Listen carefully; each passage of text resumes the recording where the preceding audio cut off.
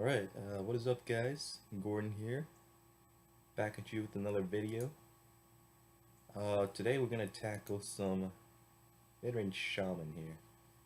I'm currently at rank 10. I'm going to see if we can climb to rank 5. This list I'm using right now, it was from manacrystals.com. It's probably not what you're used to, because it runs a lot of 1-ups. I got 1 Lightning Bolt, 1 Primal Fusion, 1 Bloodlust, 1 Fire Elemental, and 1 Flame Wreath Faceless, and 1 Hex as well.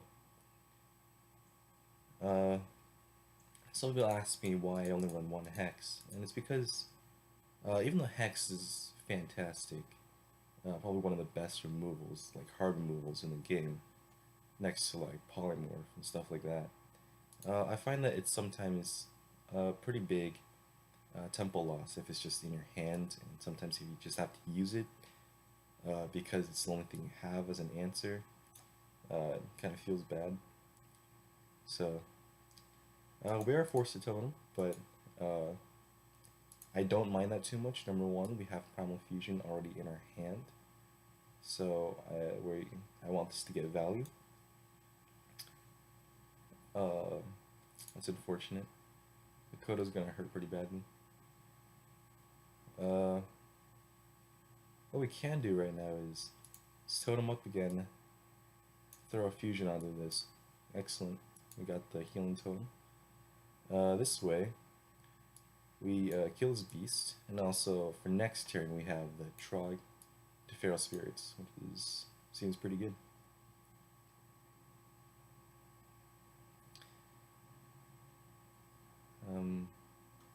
Trog into Feral Spirits puts me at 3 mana the next turn, meaning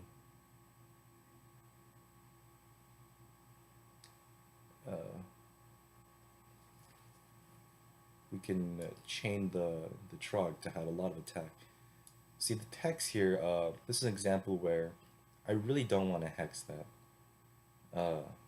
But if I didn't have such a good curve, Tunnel Trog into 2 Feral Spirits, I would hex in some of the situations, if only just to avoid the battle cry. So here, I will just play the Tunnel Trog though.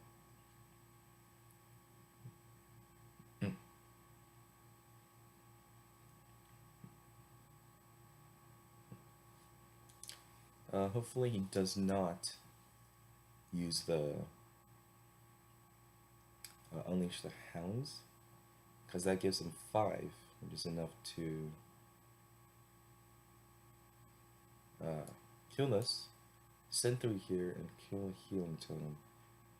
So actually, it wouldn't be too bad. Maybe if he had 1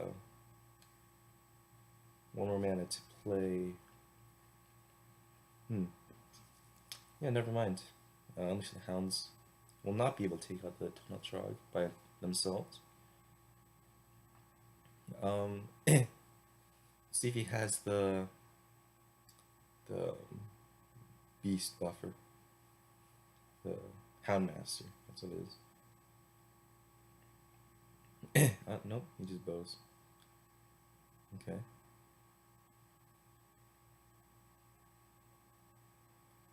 Well, I'm gonna go with the plan. I'm gonna buff the Trogs again. Alright. His Kodo cannot possibly kill the Tunnel Trog anymore. Oh, it couldn't kill it last turn either, so I mean, that's pretty good.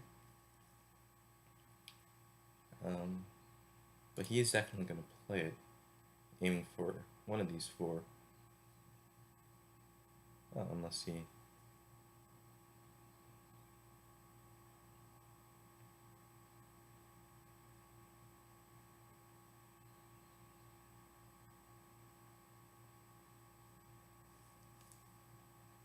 Okay, here. I'm going to see what totem I get first. Perfect.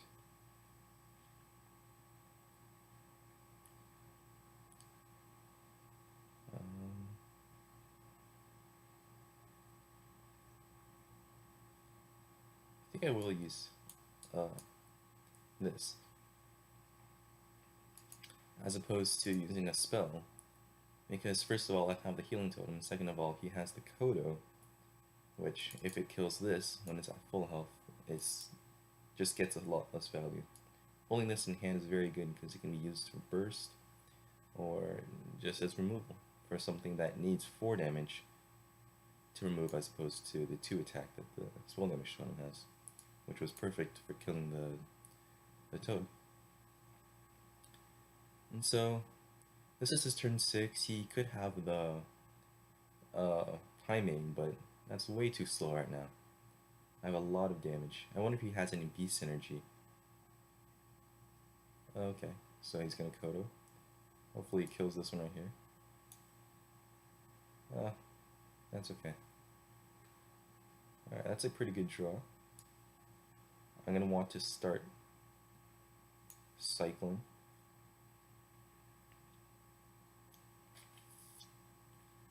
Alright. And this is a situation where I more or less have to hex in order to protect the totem.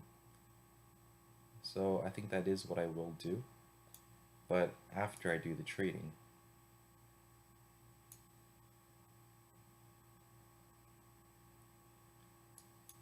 That's the second time I hit my face, which is pretty lucky actually. Alright, so even if I only get 1 draw off of Mana Tide, it's usually still pretty good, because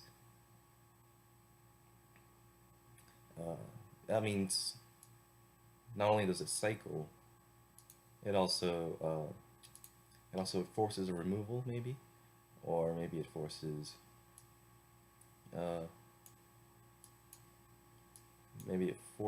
him to use like a weapon charge, or at the very least an attack from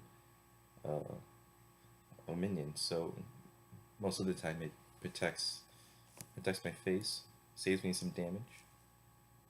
Alright, he's gonna double? Oh wow, that's incredible. I'll give him a wow right here. That was very genuine. Alright, so I will throw this in here because I do want to play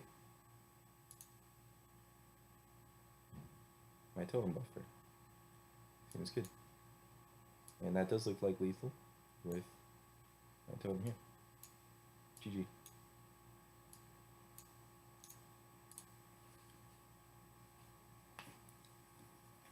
Thunderbolt Valiant is just incredibly powerful when you have totems on board, but everyone knows that already.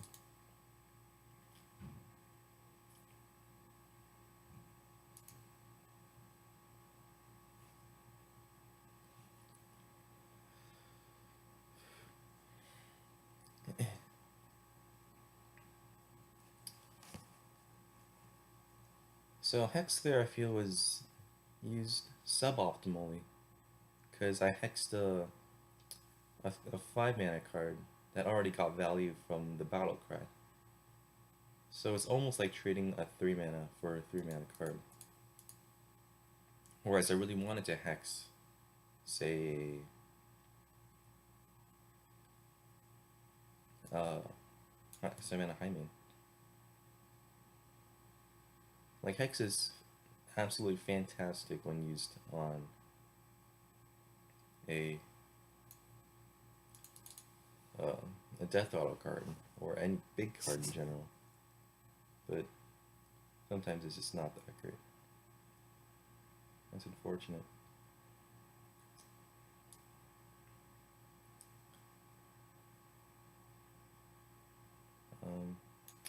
I will go for a totemic.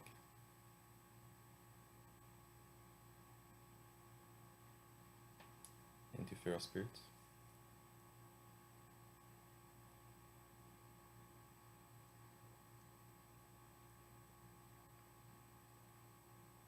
Hopefully he doesn't get the Warlock power.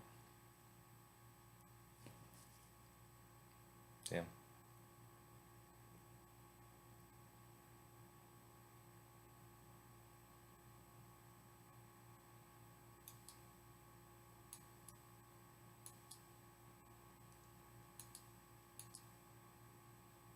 Interesting that he doesn't trade.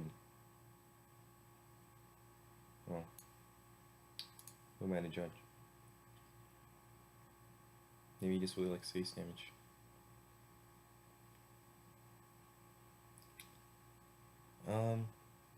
So I did draw the Bloodlust a bit early, so that's not great for me.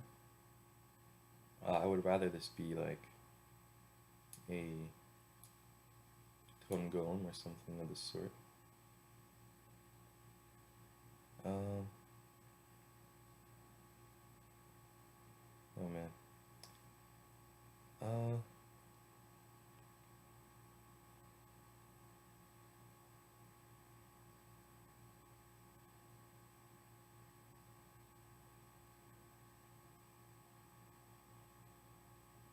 It does look like I'm sending both of these in.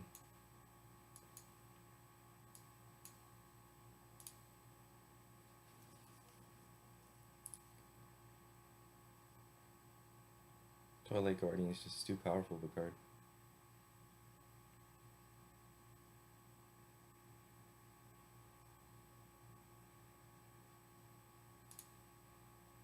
So we want the top tone. Excellent. Theoretically on board, that stops this from killing my Manatide. But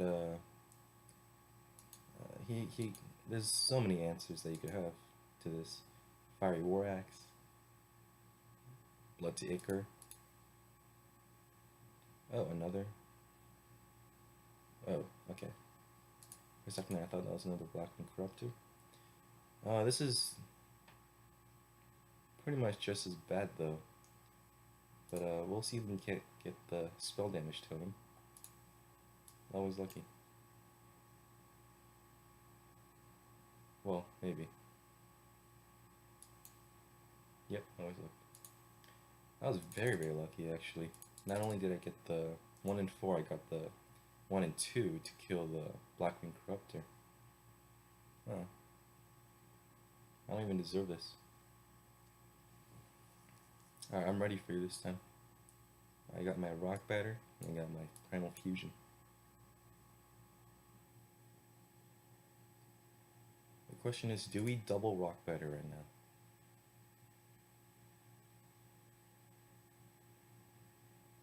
Alright, so Primal Fusion is +2/+2, meaning that is not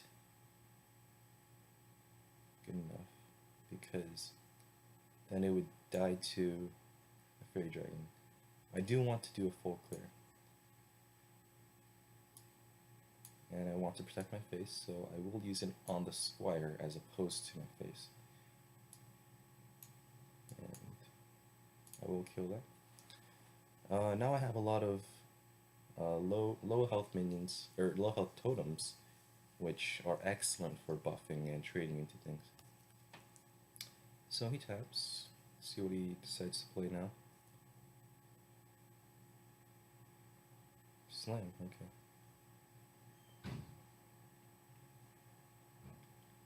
Alright.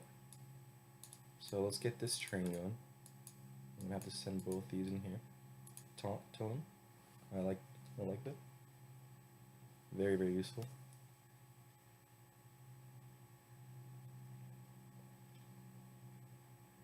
This is going to be very hard for him to remove without a board for Warrior anyways.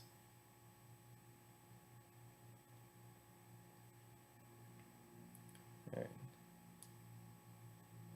Except for maybe Execute if he manages to damage this. Alright. Oh my god.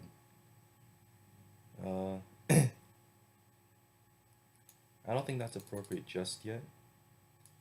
I want to give my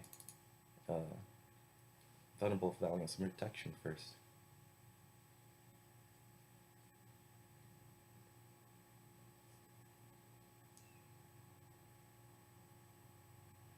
Is that a Slam into the possible Blood to Ichor or Execute? Blackman Corruptor, okay.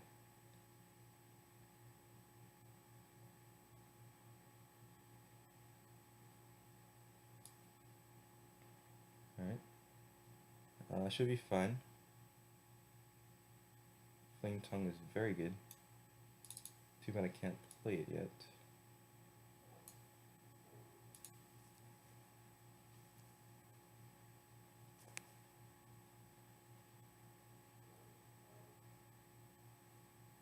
Okay. So, I'm at a good amount of health. I'm at a health where he cannot activate the 6-mana dragon that grows if I'm at 15 health. The name escapes me right now, but he can't do that from the board state right now. Although I assume he could very easily if he just has a weapon or something like that. I am looking to build a big board for Bloodlust. It might surprise him. Maybe he'll try to race me. Though it's unlikely. He should know that this is very, very dangerous. Alright, he uses Execute. Another Azure Drake. Very nice.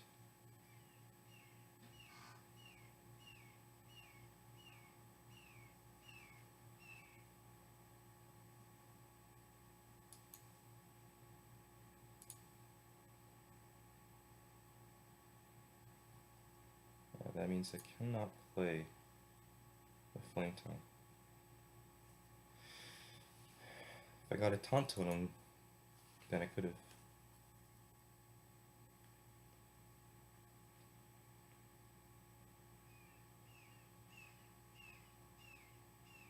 So we do want to just go face now, because we do have lethal.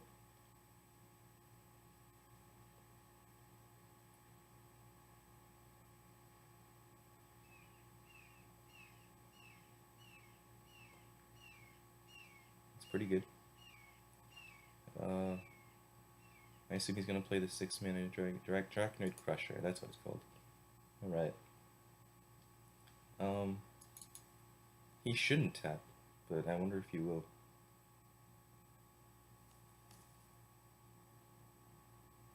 Okay. Thanks for the one. Well played.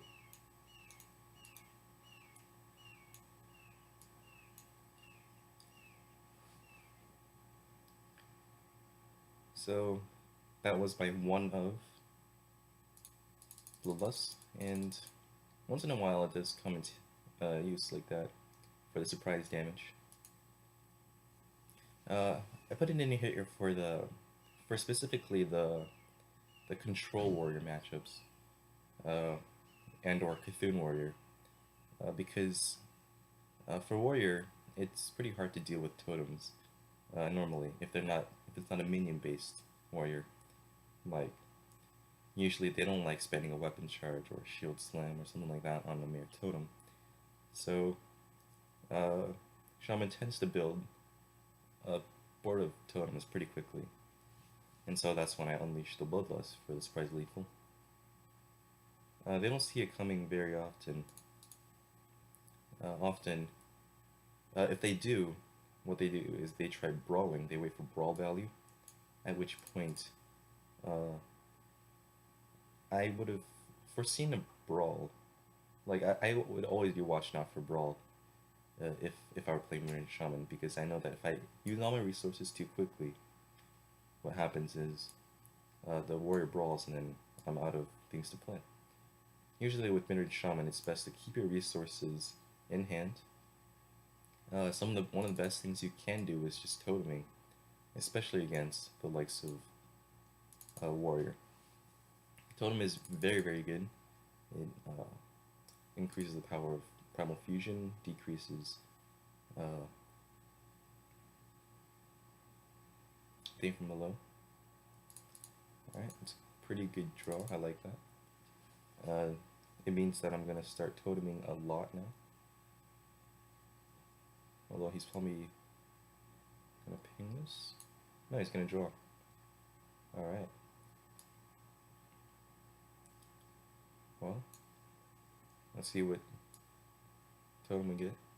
Flametongue, excellent. That means I'll place this here and start rushing his face. Hopefully this will be good enough to the point where he cannot just retake the board with... is this freeze range? I was gonna say it can't retake the board with... Yes, this is freeze range. Can't retake the board with... the...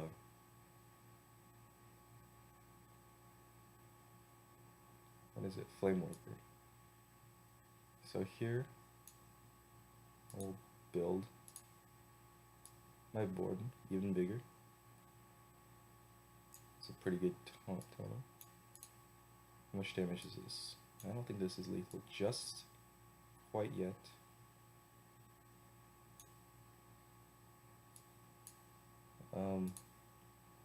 And I didn't miss lethal because if I didn't totem, this would be at 7.